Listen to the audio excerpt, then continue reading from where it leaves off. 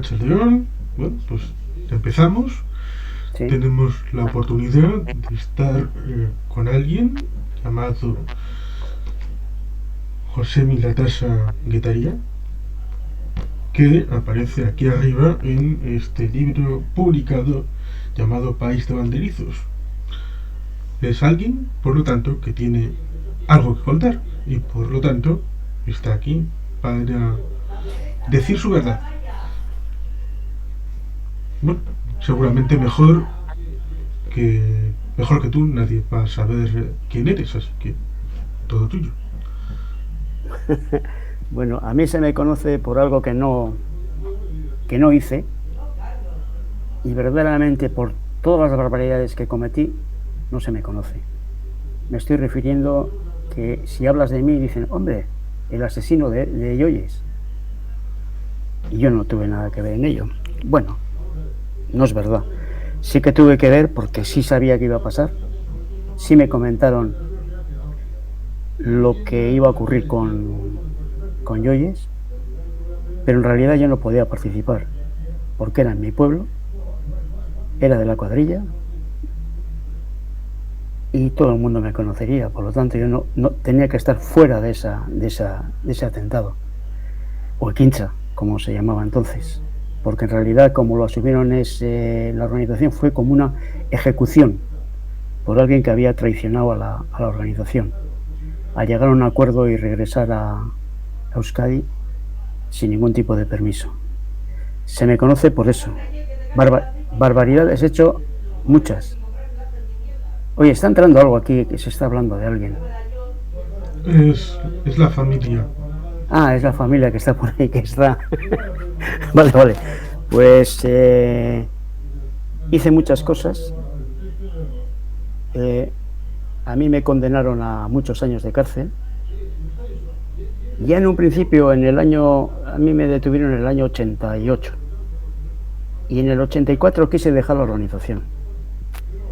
Pero ni la dirección ni un compañero, que luego anduvo alrededor mía y que me ha hecho un daño terrible, prácticamente no me permitieron. Eso de que dicen que es fácil entrar y difícil de salir es la verdad. A mí me ocurrió eso. Ya digo que en el 84 ya no estaba muy de acuerdo con cómo estábamos actuando. Me convencieron a seguir y es cuando verdaderamente, fíjate, me convencieron y es cuando hice más barbaridades luego. Es una de las cosas que más me causó a mí pavor en mi interior y me dejó bastante desequilibrado en ese aspecto, fue la quincha que hicimos en San Sebastián con el general Garrido, su mujer y su hijo. Yo puedo decirlo, es que no sabía, estaban los cristales tintados, no sabía quién iba adentro, qué es lo que hacía. Pero bueno, si juegas con fuego te quemas. Entonces yo sabía perfectamente lo que podía ocurrir. No los vi, pero es igual. Es igual, aquello me dejó bastante tocado. Me dio mucho que pensar. Y ya te digo, anteriormente, 2 años antes de eso, ya había decidido abandonar la organización y salirme de ella.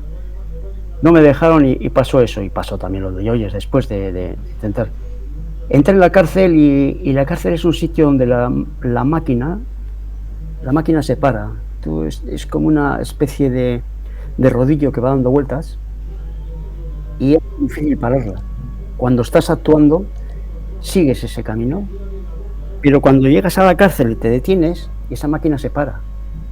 Y entonces te entra la posibilidad de pensar otras cosas. Recapacitas, piensas, ves lo que has hecho, hasta dónde has llegado tu vida. Bueno, y yo, en el fondo, lo que decidí en un tiempo de estar en la cárcel es resolver mi interior y mis dudas que tenía, ¿no? Y al final decidí salirme de la organización, pero no me dieron tiempo. A mí me expulsaron. ¿Por qué? Porque yo escribía mucho, escribía bastante y enviaba a la organización lo que pensaba.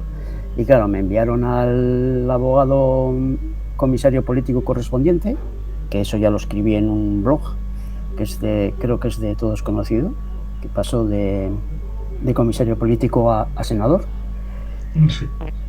Sí, no quiero decir nombres ni nada por el estilo, pero todo el mundo puede saber quién es. Entonces vinieron a tantearme qué es lo que quería hacer y yo dije bien claro que yo no estaba con la tesis que se estaba, no la tesis, sino la práctica que estaba utilizando la organización con coches bomba indiscriminados, que hacían verdaderas barbaridades y que no estaba de acuerdo con todo ello. Y que creía que había que dar un alto el fuego y que había que dejarla, que había que hablar. Un alto el fuego y llegar a una negociación.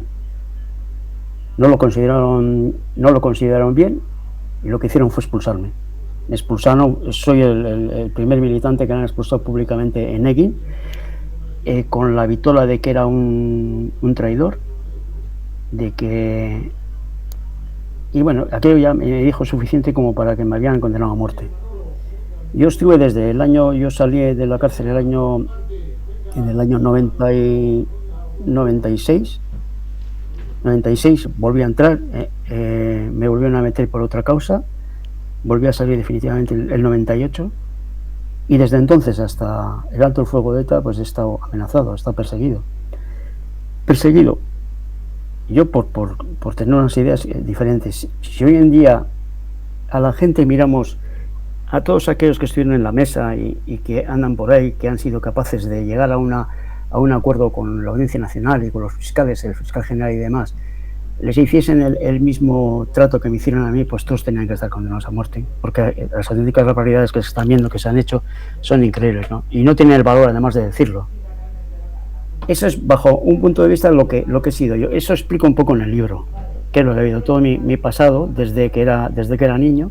Luego fue cuando entré en la organización, cuando estuve en la cárcel, cuando salí, los cuidados que tiene, que ya digo que he estado unos 14, 15 años perseguido por la organización y me ha avisado a mí la Arsancha 2 o 3 veces que venían a por mí, ¿no? La Guardia Civil no te avisa nunca, te utiliza y miran a ver si así pillan al comando, ¿no? A mí me avisó la Arsancha, me avisaron de que iban a por mí y bueno, pues tuve un poco más de cuidado y nada más. Ya me acostumbré a no salir de noche y así sigo ahora todavía, no salgo de noche. Ya cogí la costumbre y no salgo de noche. Pero en referencia a las cosas que se han hecho y se han dejado de hacer, y yo lo tengo bien claro. Hay algo que es importante dentro de la militancia de una organización. Si tú dejas a la organización, a mí me echaron, ¿no? Me echaron con la vitola de traidor. Es igual. Yo estaba en un sitio que no estaba ni en un lado ni en el otro. Yo acepté la reinserción, empecé mi vida, pero siempre hay un pero que te queda dentro, ¿no? Yo recuerdo, fíjate porque es clave lo de Garrido, ¿no? Yo recuerdo que en el 25 aniversario de la Equincha, del atentado contra la familia Garrido, yo leí en el Diario Vasco de San Sebastián, leí al hijo, que es Fernando, leí que nadie le había pedido perdón. Joder, y las entrañas se me revolvieron. Entonces, yo le escribí una carta por medio de Chema Urquijo, que se portó muy bien y fue muy discreto, que se la entregó, en la cual yo le pedía perdón. Yo no le decía que me perdonase. Yo le pedía perdón porque él estaba solicitando en la prensa que nadie le había pedido perdón y yo creía que era de ley el pedírselo. Otra cosa es que te perdonen. Eso está en su mano, porque eso está en su mano y el que cree en Dios y todas esas cosas puede pensar en ello, pero está en su mano. Si quiere me perdona y si no, no me perdona. Yo se lo solicitaba. Me contestó a esa carta, que yo no voy a decir lo que ponía, fue muy amable. No voy a decir lo que ponía porque corresponde a él decirlo si quiere. Yo no tengo por qué decir algo que es cosa suya. Y aquello ya empezó un poco a recomponerme por dentro, ¿no? La situación que yo vivía, no entendía yo cómo, después de hacer auténticas barbaridades que hicimos, razonables, no razonables, lo que se quiera, de la forma que quiera mirar cada uno. Joder, creo que es de ley el pedir perdón. Si tú quitas a una familia de por medio, a la que queda, ¿qué te cuesta una vez has abandonado todo pedir perdón? ¿Qué cuesta decir, como ahora, por ejemplo, que están solicitando las equinchas, las acciones que están sin cantar, sin decir? Pero si eso puede llegar a hacer un descanso para la familia y para ti mismo. Además, mucho más cuando ya están prescritos las acciones y no pueden comparar nada. Y todo eso dentro pues ha sido, no sé, una vuelta a mi interior, ¿no? Y saber qué es lo que digo y qué quiero decir. Yo creo que una restauración en este momento para los familiares que han perdido, que les hemos quitado a la familia de por medio, creo que es importantísimo en esta sociedad. Y mientras no hagamos una cosa de esas, mientras no hagan una cosa de esas, porque yo creo que ya la he hecho, mientras no se pase ese Rubicón, no vamos a conseguir olvidar todo esto. ETA va a seguir existiendo. Por eso, los partidos que les interesa siempre tienen ETA en la boca. Vas al Parlamento y está el partido de derecha, está ETA en la boca, como si siguiese existiendo. No existe, pero quedan resquicios, quedan rescoldos que había que solucionarlos. Y mientras no seamos capaces de limpiar todo eso, que no creo que es muy fuerte, pues no vamos a solucionar el problema. Estas cosas las matizo en el libro. Es un libro que lo inicié a escribir en la cárcel, en prisión. Cuando salí ya lo terminé y ahí había estado como quien dice hibernando, ¿no? El libro, hasta que un día que entró Fernando, que es el otro que escribe el libro conmigo, Fernando Sánchez Aranaz, que es un escritor de historia, es un historiador, y me dijo, ¿quieres que te ayude yo a sacar el libro? Y bueno, me dijo, ¿qué te parece si lo hacemos como si fuese una conversación entre los dos y exponemos tu vida, la mía y la de los demás? Y dije, bien, parece bien. Yo no estaba muy interesado en sacarlo.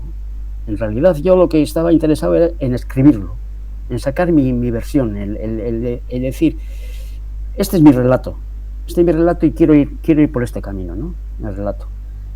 Y claro, cuando hice el libro, fue avanzando, pues me di cuenta que estaba bien. Y ya en adelante y lo pusimos en marcha y hablamos con una editorial. Bueno, más bien habló él con la editorial para hacer eso, porque como ha editado varios libros más, pues habló él y bueno, salió y así está. Se ha vendido poco porque igual no te interesa o no se entera mucha gente o algo por el estilo, pero ahí está. Yo creo que tú ya lo has leído, tú podías dar tu opinión. Sí, y del libro pues ya hice en su momento un texto y hice un vídeo en el canal. Sí, es interesante como parte de mi idea de leer a todos y de todo. Luego te achacan que eres de un lado, que eres del otro, cosa que es absolutamente imposible que seas de todo a la vez. Pero bueno, claro. Es importante porque en realidad el libro que no interesa a nadie es el que nadie ha escrito. Ese es el que definitivamente nadie va a poder leer. Por lo tanto, lo vayan a leer más o menos, si sirve para uno mismo, ya hay un lector, ya hay uno. Luego pueden sumarse más. Sí. ¿Alguna cosa te interesaría que hablásemos? Algo que a mí se me haya ido de esto. Yo he dicho un par de cosas o tres que verdaderamente me importaban, ¿no? Que siempre me han preocupado y quería dejarlas a la vista. Vienen en el libro y lo he dicho ahora, en la conversación que estamos teniendo, lo he dicho ahora. Para mí es importantísimo para mí y para la gente que verdaderamente ha sufrido en sus carnes por culpa mía o por culpa de la organización. Porque yo por ejemplo, poner un ejemplo ya que se me conoce de eso, cuando nos juzgaron por lo de Yoyes, yo asumí, aún no estando por ahí, yo asumí, y a mí me condenaron a 29 años por colaboración necesaria porque decían que yo era el que le señalé a ella. No es verdad, porque ahí estaba otro colaborador que fue el que le señaló. Yo no estaba en ello, pero sí sabía que iba a pasar. Sí sabía, y yo ese día estaba en el pueblo, y yo ese día me crucé con el comando que luego actuó, y estaba en el frontón viendo el partido de pelota cuando le mataron, y todo eso, pero yo lo asumí. ¿Por qué? Porque yo lo sabía, y yo lo tenía que admitir por todo eso, porque a mí, antes de venir aquí, ya me avisaron desde la organización que iba a venir y por qué iba a venir y demás. Yo sabía perfectamente dónde vivía. Yo sabía que vivía en la zona de Gros y dónde vivía, encima de la Escurra. Y no dije nada, ni al comando ni a nadie. Y eso que a mí me dijeron que mirase. Yo sabía que vivía allá.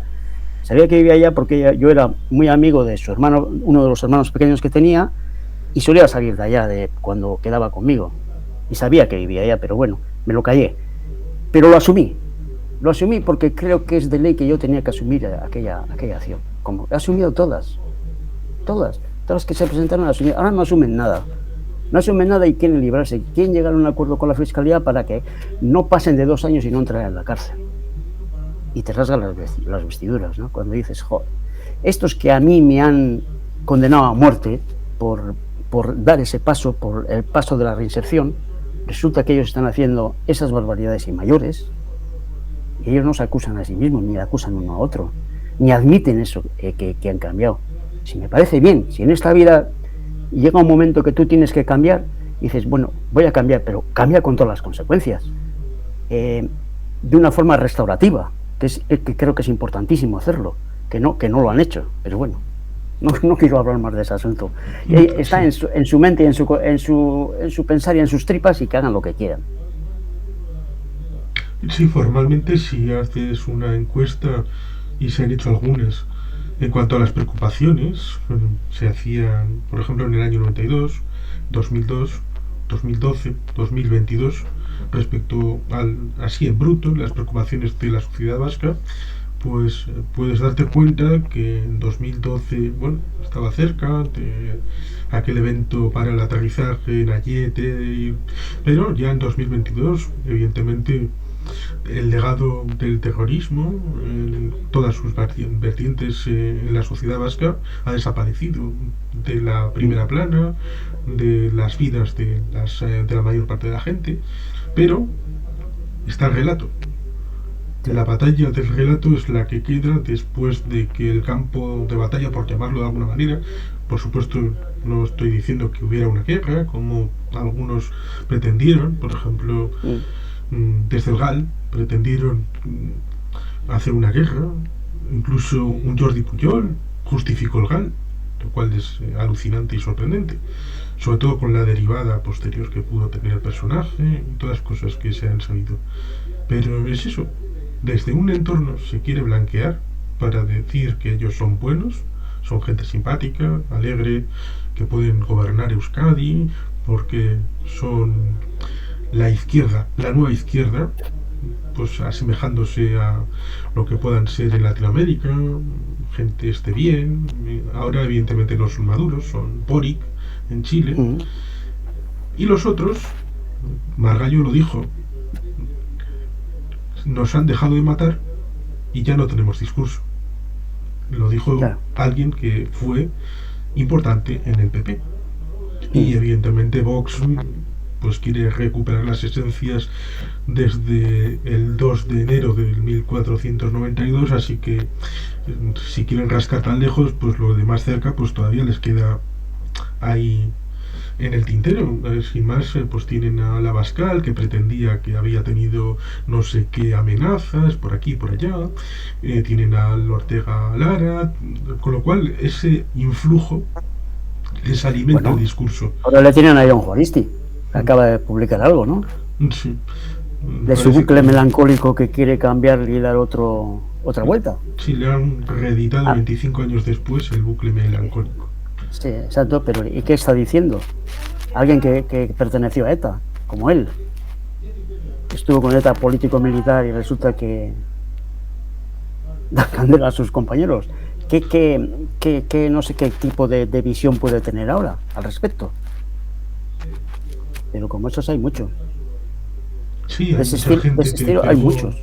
Pegó el brinco y pasó de ser polimili al PSOE, al PP, ahora en Vox. Y Jimeno Los Santos, ¿qué me dices? ¿De dónde pasó a dónde pasó, no? Si vamos a hablar de gente. Fíjate, de los maoístas pasó a donde está ahora. A la radio de los curas y las barbaridades que dice. Pero bueno, allá ellos. Yo volviendo al tema que nos lleva, yo saqué este libro porque tenía necesidad, primero para mí y el resto para los demás. Sí. A mí siempre me llamó la atención, en el libro lo digo, me llamó la atención aquellas viudas negras, que yo en el libro le llamo las viudas negras, aquellas mujeres que cuando matábamos a su marido, a un guardia civil, volvía a su pueblo con vergüenza, con una retahíla de hijos y sin una peseta, una mano delante y otra detrás, abandonadas. No solo se le mataba a su marido, sino que el gobierno nunca les ayudó. Ahora sí, más adelante sí, pero en aquellos tiempos las enviaban de mala manera. Y aquí todo el mundo, si tú te paras a pensar, ETA ha sido, no sé, importante y utilizada por muchos, por casi todo el pueblo. Todavía no, tú eres joven, pero las manifestaciones, los cuales los grises nos daban una manta de palos de Dios Padre, que eran las manifestaciones que había, cuando eran fuera de Euskadi, la gente gritaba ETA mátalos, porque estaba cabreada. Eso la gente se ha olvidado, pero fue así. ¿Sabes? Ha sido utilizado. ¿Que le da la razón a ETA? No da razón, pero que se ha utilizado, todo el mundo ha utilizado. Por ejemplo, el actual consejero de Cultura de la Junta de Castilla y León era simpatizante y ahora está con Vox. Sí, hay mucha gente. ¿Qué vamos a hablar de Felipe González? O de Ramón Jáuregui, o de mucha gente que estuvo metida en distintos gobiernos, en momentos del GAL, y cosas por el estilo. Pues bueno, ¿qué vamos a hablar? Pero es esa técnica, por un lado, del blanqueamiento, sí, para autoabsolverse, un poco como Fidel, aquel libro de La historia me absolverá, y los otros, para tratar de mantener un arraigo es como un producto que tiene éxito entre su público, y si dejaran de venderlo, pues igual sería difícil reponer con otro producto, y por lo tanto se aferran a mantener vivo ese asunto. Sí, hay una cosa sangrante al margen de los políticos. ¿Qué ha pasado con los polimilis? Con los políticos militares. Aquí siempre se dice, ETA tiene 830 y tantos muertos. Sí. ETA militar y ETA político-militar. Que la amnistía comenzó a partir del 78 de los polimilis y estuvieron robando, matando, extorsionando hasta el 85. Los polimilis. Y por otra parte les están amnistiando. ¿Han dicho algo? ¿Han hecho un acto de contrición? ¿O se han declarado, no sé, con ganas de resolver algún asunto que tienen por ahí? Por ejemplo, el de Pertur. El de Pertur lo debían de resolver ellos. Porque dicen, no, es que eso le mataron los milis. No, señorito, no, señor. Eso le mataron los beresis, según dicen ellos, según dicen ellos. Yo no sé quién le ejecutó a Pertur. Pero ya estaban los beresis, que luego se pasaron a ETA militar. Pero anteriormente, cuando ocurrió eso, eran beresis, que eran de ETA político-militar. No sé, y eso debían de resolver, eso y muchos más.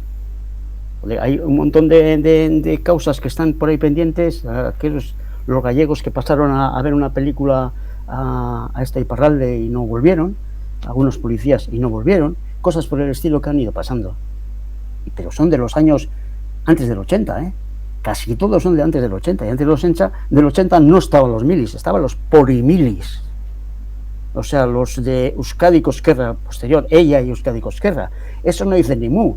El Teo Uriarte no dice ni mu. Hay gente que no dice ni mu y encima sacan libros y van de gloriosos.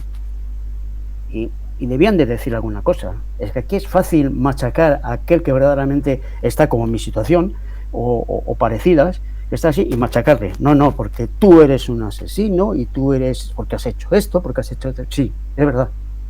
Yo sé lo que he hecho y sé lo que soy. Y eso no se va a olvidar nunca. Pero yo creo que he intentado aclarar las cosas, dejar las cosas bien, pedir perdón y reconducir mi vida.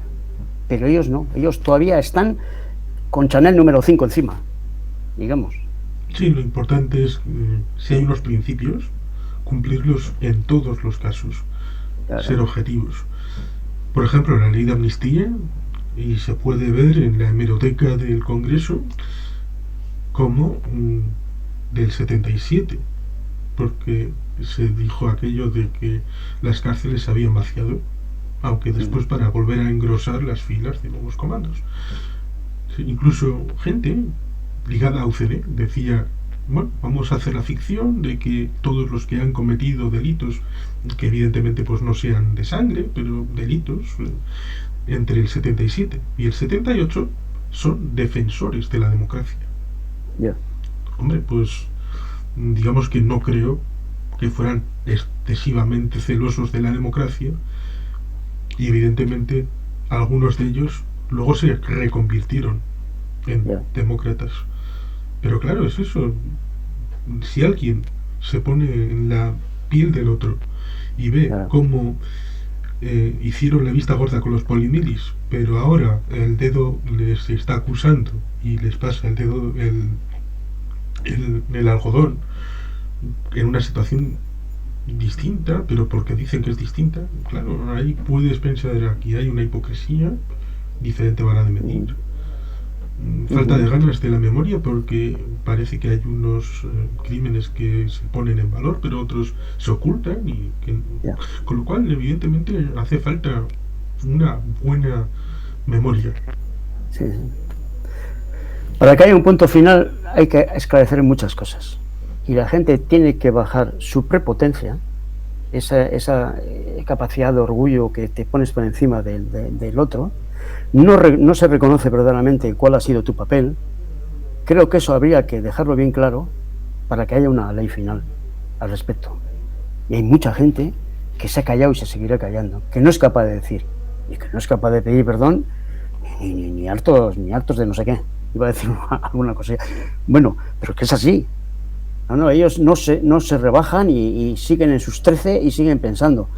Cuando todo el mundo sabe perfectamente que quien construyó la X famosa, Felipe González, pues todo el mundo se echa, no sé, sal por detrás, por la espalda. No quieren saber, y eso había que aclararlo. Todo ese tipo de cosas había que aclararlo, si no pasa nada. Si hay cosas que están prescritas y se podían decir tranquilamente, casi todo está prescrito. Mira, yo el año pasado tuve un juicio de algo que no tenía nada que ver, pero aparecieron mis huellas allá, porque yo compraba muchas cosas, compraba material, aparecieron huellas en aquello, a mías y el otro que estuvo juzgado conmigo, y nos querían meter 60 años, ahora mismo. Dije yo, ¿pero esto qué es? Pero no lo entendía. Salimos absueltos.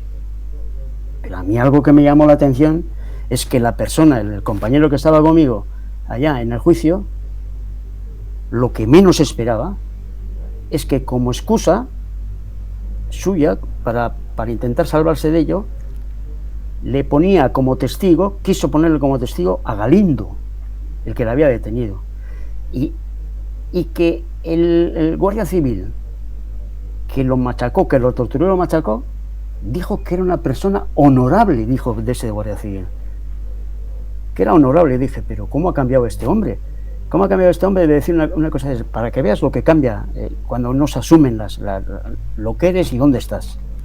Dijo que era una persona honorable, que era una persona increíble, las cosas que hizo con él, que le dijo, y que sabía perfectamente que él no tenía nada que ver con esa acción.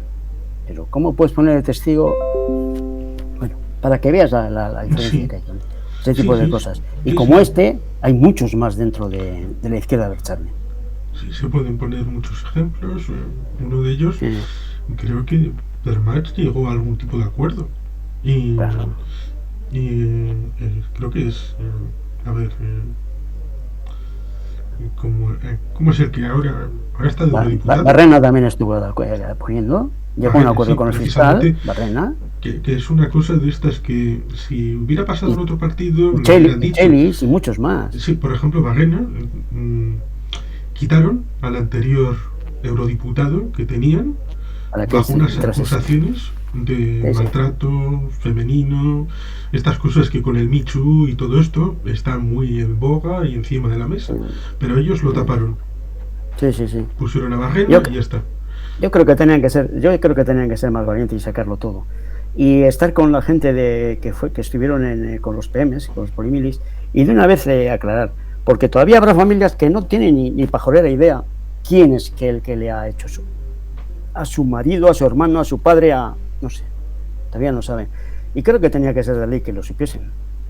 Lo que pasa es que si dices esto como yo, te apuntan. Te apuntan, Juanca. Yo, si esto lo ve mucha gente, me volverán a apuntar. Mira este hijo puta lo que está diciendo. Pero así, como te estoy hablando, ¿eh? Dirán, mira lo que está diciendo este. Cuando tenía que estar callado. Cosas por el estilo, pues sí, ¿eh? Que estás callado y encima te das la espalda para que lo hagan más fácil. Pues así es. Y todo esto, pues está en el libro, cosas de estas. Estas y alguna más que se nos ha pasado, ¿no? De todo esto. No sé si querías alguna cosa más. A ver. Sí, es eso, es que hay muchas maledicencias, por ejemplo, decir, no, esto es porque son separatistas, nacionalismo vasco, pero claro, en el periodo en el que surge el movimiento del que nace ETA, es un movimiento que nace en Guerra Fría, un movimiento que nace después de los sucesos de Argelia, de los sucesos en Vietnam, de los sucesos en Cuba, ¿no? Con el triunfo de las ideas de Frantz Fanon, de los desheredados de la tierra. Luego habrá Marighella con su manual del guerrillero urbano. Es el caldo de cultivo en el que está la Unión Soviética, Estados Unidos, pero en vez de pensar qué es lo que en realidad pasó con el movimiento de ETA, cualquier estudioso lo conoce, que es un movimiento de guerrilla ligado al marxismo-leninismo, en un conflicto de Guerra Fría y todo esto. ¿No? Sí, internacionalista. Pues tratan de establecer esa vinculación para ir un pasito más allá y atacar y tratar de destruir el nacionalismo vasco vinculándolo con un terrorismo que evidentemente no había en los años 40 por parte del nacionalismo vasco, en los años 30, 20, 10, desde 1895 cuando lo funda Sabino Arana. Pero es muy goloso tratar de atacar al rival, mezclar las cosas, mentir. Sí, pero sí viene un poco de ahí, ¿no? Porque viene de los jóvenes que no estaban conformes con lo que verdaderamente estaba actuando el PNV en aquellos tiempos, ¿no? Cuando estaba Julia Guerra y compañía. Sí viene algo de ahí, con unas ideas internacionalistas, pero un poco de ahí, ¿no? Ellos, en un principio, en los años 50 y tantos, 59, pues pensaban que si acudían a Julia Guerra o al PNV, pues les iba a dar el beneplácito y adelante, les iba a decir, sí, adelante. Y no, se encontraron con el no. Y como se encontraron con el no, iniciaron su camino. Sí, estas cosas pueden pasar porque, por ejemplo, Sabino Arana envió a Tomás Meave para investigar un poco estos socialistas, a ver qué hacían, y se convirtió al socialismo. Y fue el fundador de las Juventudes Socialistas, tuvo sus puestos dentro del socialismo vizcaíno. Bueno, esto es humano, a veces pues piensas una cosa, luego piensas otra, y esto seguramente les pasó en el año 57. Pasó con Madariaga y compañía, estaban Madariaga y todos estos, y es los que avanzaron, ¿no? en ese camino. Y luego los Echevarrieta, y más adelante los Echevarrieta y cosas por ahí, pues ideólogos, y bueno, hay muchos, Scooby y todos, hay mucha gente por ahí, por ejemplo, que está. Hay, no sé si ahora pertenecerán al PSOE, posiblemente, con los Euskadi Esquerra, muchos de aquellos pertenecerán posiblemente al PSOE, ¿sí? Porque el PSOE en Euskadi es Partido Socialista de Euskadi y Euskadi Esquerra, ¿no? Es la coalición esa. Pues ocurre eso. Ahí estarán metidos ahí. Hay algunos que están trabajando en el país, otros que están por otros sitios, ¿no? Como por ejemplo hemos dicho, John Juaristi pasó a otro campo, ¿no? Pues algunos pasaron al PSOE por medio de Euskadi Esquerra. Sí, o Pacho Unzueta, que está en el país. Está en el país, sí, Pacho Unzueta. No quería decirlo, pero Pacho ahí está en el país. Bueno, él mismo escribe sus textos, y bueno, creo que no es privado, es público. Sí. Le leo más de una vez a ver cómo opina. A que no puedo entenderlo al Teguriarte porque desbarra mucho, pero bueno, también tiene sus cosas. El amigo íntimo de Mario Nendía y de Rosa Díaz. No te olvides que eran amigos íntimos. La otra socialista que fíjate dónde ha acabado. Sí, hace no mucho. La de Ven y Cuéntame. Sí, hace no mucho en el lado de un Iker Casanova, por ejemplo, que bueno, pues viene de donde viene, tiene el pasado que tiene, y ahora pareciera como que es un joven aseado y sin ninguna mácula, y bueno, ahí como si fuera uno más, estudiante, bueno, comentaba lo clásico, porque tratan de quitar la basura del terrorismo y Sí, tratar de quitar el asimilarse, hierro, sí, quitar el sí, hierro. tratar de asimilarse a movimientos revolucionarios que no acompañaron la violencia en todo el Ya, mundo, pero siempre con esa idea de vamos a hacer una acumulación de fuerzas para ujú, en un momento tomar el poder y luego qué, pues por ejemplo como en Venezuela que Fidel Castro le dijo a Hugo Chávez, si sigues haciendo elecciones burguesas vas a perder el poder en un momento dado, claro, corres el riesgo. claro. Y esto seguramente lo que quieren es un momento en el que ellos alcancen el poder para hacer como han hecho muchos movimientos en el mundo. Claro, hoy en día Sortu está pensando en eso y piensa que un día va a llegar, como le ha llegado ahora al Sinn Féin, que ha ganado las elecciones, pero no va a gobernar. Les va a ocurrir lo mismo. Pueden llegar a ganar al PNV. El día de mañana, no sé.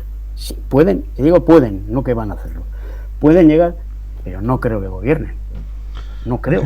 En el caso de Irlanda hay una cosa que la gente se olvida, porque se olvidan las intrahistorias, las historias pequeñas de los intentos de paz en Irlanda, de quién lo intentó, que los intentaron los movimientos más moderados de ambos grupos, como eran el SDLP y el UP, es decir, los partidos que fueron ninguneados desde Claro, Londres, pero también desde Dublín, claro. y cuando llegó finalmente la paz, los que recogieron los frutos de la paz fueron Fueron ellos. los extremos. Sí, Fueron Ian Paisley y Jerry Adams, ya, claro. y no Joe Hume y David Trimble. Ya, Pero eso porque durante años y años y años, una paz posible que habría favorecido a los sectores del medio fue ninguneada por los actores principales que podían haber favorecido. Con lo cual, luego te encuentras con el pastel por algo que tú has hecho. Y por lo tanto, bueno, pues ahí está la circunstancia en la que en una Irlanda en la que la frontera actualmente está en el mar. sí. Está en el mar ¿Qué va a pasar con el Brexit? y eso molesta. Claro, claro. Claro, claro. Porque claro, la paz del año 98 establece una Irlanda sin fronteras, pero Uh-huh. un Brexit significa que hay que poner una frontera en algún lado. Claro, Y ahí tenían el dilema, ¿qué querés? ¿Brexit o paz? claro, claro, claro. Pero sí, seguro que el Sinn Féin ha tenido un proceso de aseamiento, pero claro, ahí en Irlanda tuvieron una comisión de memoria, incluso hubo gente que, eh, aunque fuera solamente de paso, tuvo que entrar en la cárcel, aunque fuera para luego salir por la otra puerta, pero Sí, aquí vamos a hacer las cosas bien. Un grupo que, bueno, es Josh Mitchell, el senador de Estados Unidos, fue monitoreando. Fue un proceso largo, complejo, con ramificaciones, pero que, bueno, pues, precisamente pues hasta lo el que punto, podría pasar aquí, Juan Carlos. sí, hasta el punto de que actualmente son los otros los que están tratando de iniciar la violencia. Son los Ya, paramilitares porque como se sienten frustrados por el Brexit, son ya. nosotros los que están tratando de dar la vuelta Uh-huh. para tratar de seguir manteniendo a los británicos. Sí, sí, sí. Aquí no sé lo que puede pasar porque no tengo bola de cristal, pero aquí al fin y al cabo la gente puede votar lo que quiera, pero lo Mm, importante es que voten conscientemente de dónde está ya, cada uno, qué opina, qué quiere para el futuro, porque si tienes una circunstancia histórica y ahora te dedicas a negarla para tratar de aparecer como que eres lo que no eres, pues hombre, el problema lo tienes tú. Pero exacto. también lo tienes enfrente cuando tratan de ponerlo encima de la mesa, cuando políticamente no es un hecho de actualidad. Y Ya. ellos también tienen sus problemas. Mm, sí, sí, sí. Sí, sí. Así estamos, Juan Carlos. Y por Y eso aquí es esto es importante. una copia de aquello, ¿eh? Está viendo que es una copia de aquello, no en el sentido ese, por ejemplo, de aquello es una isla en la cual la frontera está en el mar, que puede traer unos problemas políticos muy fuertes, que algunos no están de acuerdo y, bueno, lo que tú has dicho. Sí. Pero en la idea política creo que va a ser exactamente igual. Por ejemplo, hay un pequeño detalle que se suele obviar porque a veces se dice, no, es que el PNV, por ejemplo, la Barreguna, el PNV copió el Easter Rising en Semana Santa, el Domingo de Resurrección, por Irlanda, y bueno, pues entonces eso es fácil. Ahora que se han digitalizado un montón de documentos, se puede ir incluso palabra por palabra a buscar alguna referencia, por ejemplo, en la Barreguna de 1932. A ver qué discursos se dieron, qué se dijo, y bueno, pues buscando por la palabra Irlanda, se busca y se encuentra que prácticamente nadie dijo nada de Irlanda en la primera BR1, salvo hay una referencia, una, en la que dice que ojalá la liberación del País Vasco sea distinta de Irlanda, donde anidó la violencia en el Easter Rising y todo lo que vino después. Con lo cual, la única referencia a Irlanda es precisamente para revocar la violencia con la que se instauró el Easter Rising en 1916. Curioso, porque la gente, precisamente, que celebra hoy a Berreguna, desde ciertos sectores, la parte que les molesta es que lo inventara el PNV en función de Sabino Arana. Y lo que querían era eliminar los símbolos, la bandera, la nomenclatura de Euskadi, por estar ligado a Sabino Arana y tratar de vincularlo a la otra rama, a la rama que venía del marxismo-leninismo, del combate internacionalista, del combate ligado a la Guerra Fría. Pero esto es historia del país, evidentemente. Si hasta el año 1992 se decía en Euskadi, pero a partir del 92 en los documentos se empezaron a empeñar en Euskal Herria por aquí y por allá. Intentaron sustituir la icorriña, primero con aquella de blanco y negro, luego pensaron, mejor los colorines, aquella icorriña de colorines. Sí. Me acuerdo. Yo el recuerdo que tengo, el primer recuerdo que tengo de una berreguna o algo por el estilo fue en San Miguel de Aralar. El año sería el 62, yo tendría unos 14 años o 15, que nos juntamos allá. Como yo iba al monte todos los domingos, sábados y todo eso, pues había una reunión allá estuve. Y yo creo que fue uno de los primeros que se celebró, quiero decir, masivo, allá en San Miguel de Aralar. Luego se celebraron otros y bueno, bien, hemos estado en varios sitios. Hoy en día, ¿qué ocurre? ¿Qué idea hay? Pues sea como sea y de cualquier manera es intentar pasarle por encima al PNV. Creo que está eso, sí. Pero bueno, creo que es más interesante a que hay unas historias ligadas al montañismo y bastante humanas. Una historia bastante interesante, no sé si la quieres resumir. No, la mía. Desde pequeño yo iba al monte. Yo recuerdo de pequeño iba al monte, me acuerdo, con los republicanos escondidos del pueblo, que era el padre de algún amigo y todos estos, y hacíamos unos viajes que tengo unos recuerdos maravillosos. Y yo por eso me enganché a la montaña, porque aquellos recuerdos me lanzaron a seguir andando, yendo al monte. Sí, tuve unos encuentros con mucha gente en la montaña.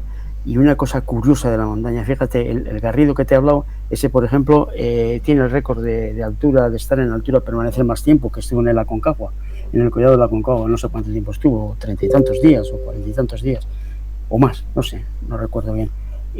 Pero yo tengo un recuerdo muy importante. A nosotros una luz de nieve se llevó, mira, aquel día mi padre estaba casi a punto de fallecer. Estaba bastante mal y no fui, ese fin de semana no fui con ellos. Y les pidió una luz de nieve. Y de los 7 que iban, sacó a 6 de la luz, porque los arrastró por dentro, por fuera, y a uno lo mantuvo allá. Y estuvimos 42 días yendo a buscarle allá. Pues 42 días, 6 fines de semana seguidos, yendo a buscarle a ver si encontramos el cuerpo. Y aparecimos eso, a los 40 y algo días. Y da la casualidad de que, claro, cuando ocurre una cosa de esas,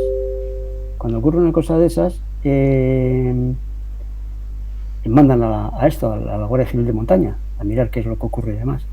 Y empezaron a venir los fines de semana, después de que llegamos nosotros al refugio, estábamos allá, ¿no? Empezaron a venir pues un cabo de la Guardia Civil y dos números, creo que se llama. Y me llamó la atención que yo sí, siempre he sido muy observador, que 100 metros antes de llegar donde nosotros, el cabo se quitaba la pistola, se quitaba en el cinturón con la pistola y le decía a los otros, se lo metían en la mochila. Y llegaban donde nosotros sin las armas. Y trabajaban allá, echando de pico y pala en el hielo que teníamos para buscarle a hacíamos agujeros a ver si lo encontramos, y igual o más que nosotros trabajaban. Hasta llegó a meterse por dentro, había de una altura entre 2 y 10 metros de altura, ahí estaba la luz, y se metía por los recovecos de ahí que pasaba el agua por debajo, con el tiempo, con un neopreno, y agarraba una cuerda a ver si lo veía, ese guardia civil. Y cogí mucha amistad con él, fíjate tú. Y yo estaba ya neta, entonces estaba en la organización. Y supe separar o discernir una cosa de otra. Claro, nos sacábamos una foto y yo le decía, oye, Picoletos, ven aquí a sacar la foto. Y la gente me miraba con mala cara, los compañeros míos me miraban y no tenían ni puta idea yo de quién era, ni dónde estaba, ni nada por el estilo. Y yo cogí mucha amistad con él, que duró hasta que me tuve que largar y caer y estar en la cárcel. Duró hasta entonces, y ya se acabó. Pero con él lo iba venas que yo, y solía estar con él, nos tomábamos unas cervezas cada vez que iba, o cenábamos, o comíamos, o algo por el estilo. Yo cogí una amistad y era guardia civil, pero a mí no me importaba porque supe separar una cosa de otra. Esto quiere decir que la vida te da muchas sorpresas, y no quiere decir que todos los guardias civiles sean unos canallas, ni todos los etarras son unos canallas. Pero bueno, te digo que ocurren cosas de esas. Pueden ocurrir cosas de esas y se da, y saber ver esa diferencia entre lo que es un hombre o un miembro de un estamento como la Guardia Civil es muy importante. Te lo he contado por eso, porque viene en el libro. Sí, es una historia interesante. Sí, viene en el libro. Como me has dicho que cuenta algo de eso, y sí, yo estuve bastante tiempo. En el monte hice cosas muy bonitas y que estoy muy a gusto de ellas, que tengo buenos recuerdos. Este es uno de ellos. Bueno, sí, no es que haya subido mucho monte, pero por la parte de mi padre sí tengo unos cuantos metidos en la iglesia, en la familia, y unos cuantos metidos en la Guardia Civil. ¿Ah, sí? Sí. Bueno, que no tiene nada. Yo de lo que digo, yo siempre he dicho, una cosa es que nosotros luchamos, al menos bajo mi punto de vista, contra el estamento, y otra cosa es contra la persona. La persona no tiene nada que ver. Eso ya creo que he dejado bien claro mi postura al respecto. A ese respecto he dejado bien claro, y en el libro lo dejo clarísimo. Sí, lo que pasa es que a algunos les cuesta, hoy en día les cuesta, no sé, la palabra perdón, a algunos les entra urticaria solo de oírla. Sí, o la palabra condena. O condena. Sí, urticaria les entra. Una más. No creo que tenga que decir ninguna cosilla más. Sí, por eso que este es el libro, y que curiosamente esta es la versión 2.0. Sí. Una versión acompañada de... ¿Qué te iba a decir?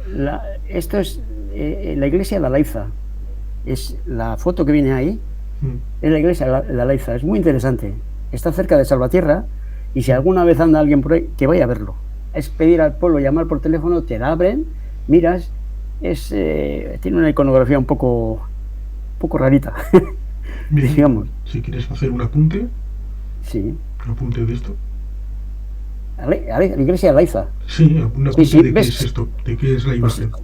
¿Ves? La imagen es una imagen que está puesta ya, que la descubrieron, no sé, quitaron unos yesos y demás y apareció.